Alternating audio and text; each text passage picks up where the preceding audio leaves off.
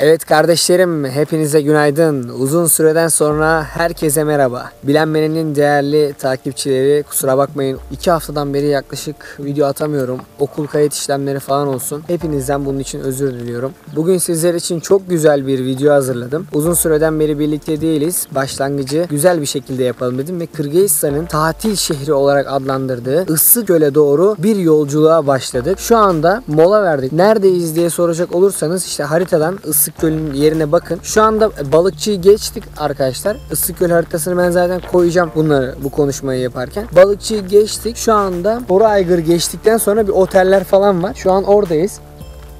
Arabada konakladık. 5 arkadaşız. Bir de arabamızı şimdi göstereceğim ben size. Anlayacaksınız zaten. Arkadaşlarım orada bekliyor. İsterseniz yavaş yavaş oraya ağır adımlarla ilerleyelim. Şimdi daha yeni uyandık. 5 kişi gerçekten ufacık arabada ne zorluklarla yattık kardeşlerim. İşte böyle Issıkgöl tarafında ben şunu fark ettim. Gerçi yolculuğu gece yaptık ama çok boş arazi var. Bomboş araziler, yollar kapkaranlık, zifir karanlık derler ya. O derece karanlık. Yani yolda adam uzun yakıyor. Kapatmak için arkadaşımız selektör yapıyor. Çünkü yol hiçbir şey gözükmüyor arkadaşlar. O yüzden Issıkgöl yolculuğuna çıkarken bunlara dikkat edin. Yollar çok karanlık. Hiçbir yerde ışık yok. Sadece şehir merkezlerine girdiğinde ışıklar geliyor. Karşıdan araba geldiğinde ne bileyim ışıkların falan yakında büyük bir problem oluyor. Bunlara dikkat etmeniz gerekiyor. Şimdi bakın tayfamla tanıştıracağım size. Ne tür bir tayfaya sahibiz. Evet arkadaşlar bir arabayı da göstereceğim bakın. 5 kişi hangi arabada kaldık, neler yaptık bunlardan şimdi haberiniz olacak.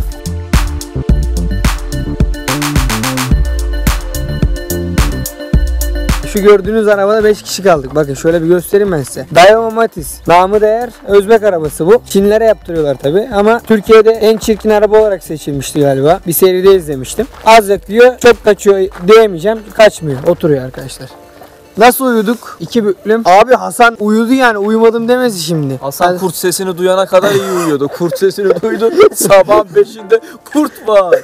Uyuduktan sonra uykuya dalınca böyle kafa kornaya vurdu, ben böyle. Kanka ben senin ayaklardan uyuyamadım ya. Oğlum insan ayağını ortaya niye uzatır anasını satayım. Leş gibi korkuyorum. O şu an çok güzel bak, benim hoşuma gitti yani. Bu şekilde devam ederse seyahatimizi iyi şekilde gerçekleştirebiliriz diye düşünüyorum. Bunlar beni tanımıyor. Bunlar beni tanısa gelir. Bak. Yes clip. Bak. Bakıyorlar lan. Yes clip. Aha harbi bakıyorlar lan. Bak. Yes clip. Arkadaşlar ben göremiyorsunuz ama gerçekten Furkan şu anda anlaşma dillerini çözdü galiba. Bak. Yes clip. Tanımıyor bunlar beni. Tanısa gelirler. Şimdi bir çoban abimizle bir muhabbet edelim. Dağlığı saati nasılmış onu soralım. Kandaş bayke. Kanda işleriniz jakşıbı. Bağıracağında mı bayke? Problem yok. Koydordun soğuk kanday. Yaxşı. Isık köldüksüz mü? Ha, Köldüksüz. Bu men enneni karayız bayke. Kızlar da arayız.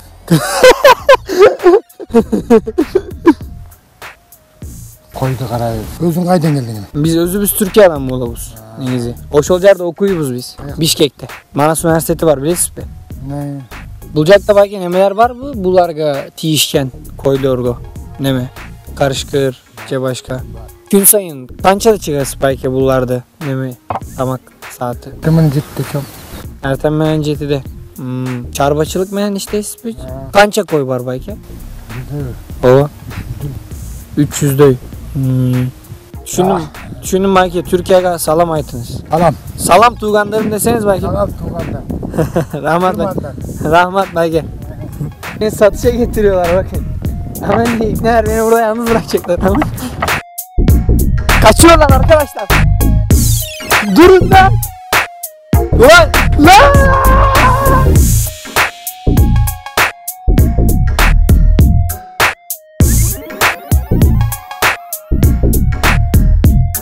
Şimdi bir yemek yemeye geldik yol kenarında. Çolpanada'dayız değil mi arkadaşlar?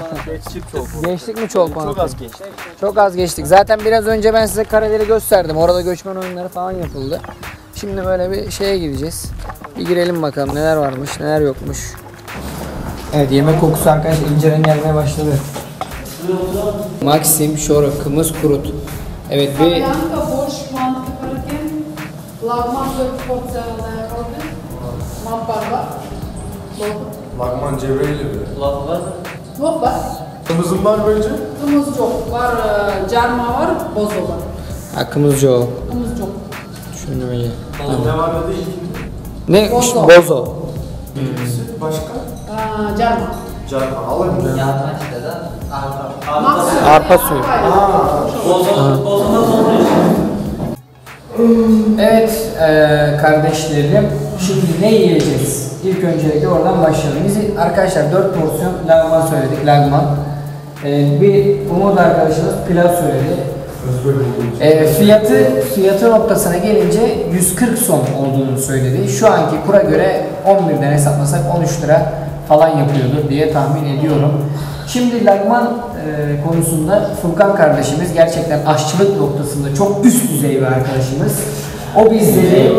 O bizleri sizlerin huzurlarınızda bilgilendirecek arkadaşlar. Furkan Bey, lagman hakkında fikirleriniz neler acaba? Yani bunda Lagman bu bizim hani çiğ yemekleri falan oluyor böyle kadın çok da martılı böyle çekiyorlar. Ona benzer bir şey ama daha çok böyle Orta Asya'nın yöresel yemeği. şu anda şu ekmek gerçekten Kırgızistan'da çok zor bulunabilecek bir ekmek ve biz bunu bulduk. Köy ekmeği.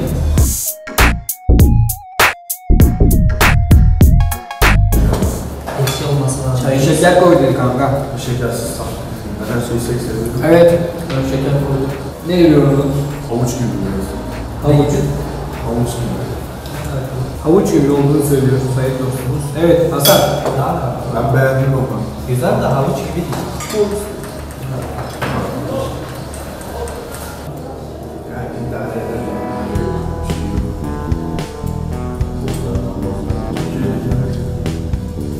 Bu yoğun değil kanka, bizdeki yoğun.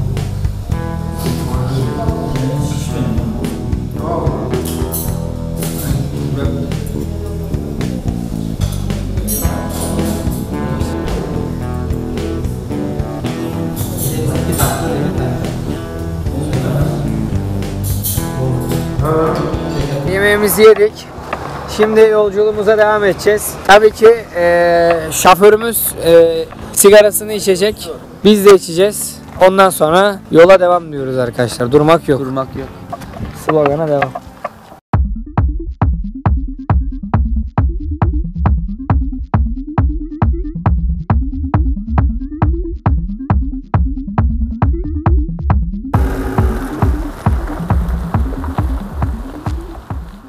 Evet arkadaşlar, şimdi çok güzel bir yere geldik ama büyük ihtimal bu kapalı gibi duruyor. Kimse yok lan burada, terk edilmiş bir yer gibi duruyor. Aradan geçeceğiz bak, şu aralardan karalardan geçeceğiz. Geldiğimizden beri ben bir tane insan görmedim bile. Hiç kimse yok.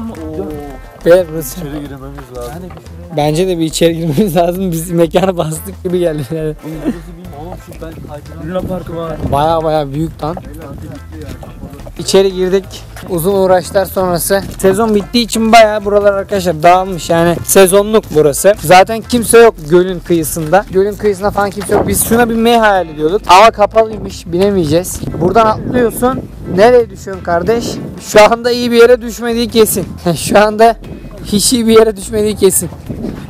Evet kardeşlerim, gölün yanındayız. Sait şimdi su soğuk mu sıcak mı challenge'ını yapacak. Sait. Çivi mi? He? Hiçbir delikanlı giremez. Hiç. Güzel lan. Furkan nasıl? Kanka güzel oğlum. Yüzülür. Ben yüzerim kanka. Şortumu getirdim zaten. Lan manyak. Suyu ben bir kontrol edeyim kanka. Tutsana şunu bir. Nasılmış, ne değilmiş. Şöyle bir bakalım abi ya. Lan şerefsiz. Ya bizim oranın suyuna benziyor. Ben Balıkesir Burhane'deyim. Öğren Akçayvalı bilen bilir. Hani o kadar çok soğuk olduğunu düşünmüyorum. Ama şuralarda olay değişebilir yani. Çünkü burası daha kıyı. Biraz ileri gidince çivi olabilir. Zaten kimse girmiyor. Çek kanka sahili. Kimse girmiyor. Şu anda sahilde sadece biz varız. Başka kimse yok. Mete çok büyük bir yalancıdır. Çek. Çok büyük bir yalancıdır. Şu tarafa Nerede lan? bakarsanız 3 kişi 4 kişi orada var. Bakayım. Aha. Giriyorlar lan. Vallahi 3 kişi varmış arkadaşlar. Mete'nin Kusura yalancı olduğunu da kanıtladık. İçimiz rahat etti. Eyvallah cansınız. Arkadaşlar ben zannediyordum ki bir biz varız, bir de nefesimiz var ama 3 kişi daha varmış.